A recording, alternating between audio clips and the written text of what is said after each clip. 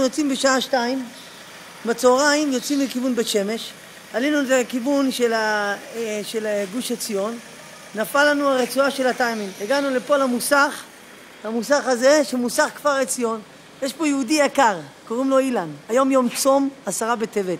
היהודי היקר הזה היה צריך לסיים את המוסך בשעה 3, נכון? היהודי היקר הזה, במקום לסיים את המוסך, אמרתי לו מה קרה לאוטו, הוא עזב את הכל, והוא פשוט הלכו ועשו מסירות נפש, הלכו לקנות את הטיימינג וגם את ה... איך זה נקרא? תגיד לנו? מותחן. את המותחן.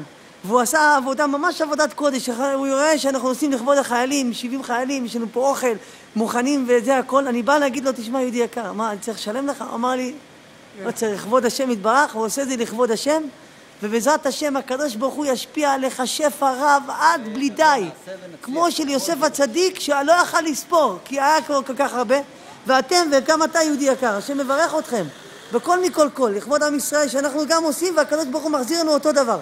השם מברך אתכם, אתם ממש ריגשתם אותי, ממש ריגשתם אותנו, ממש. אתה שימחת אותנו מאוד מאוד.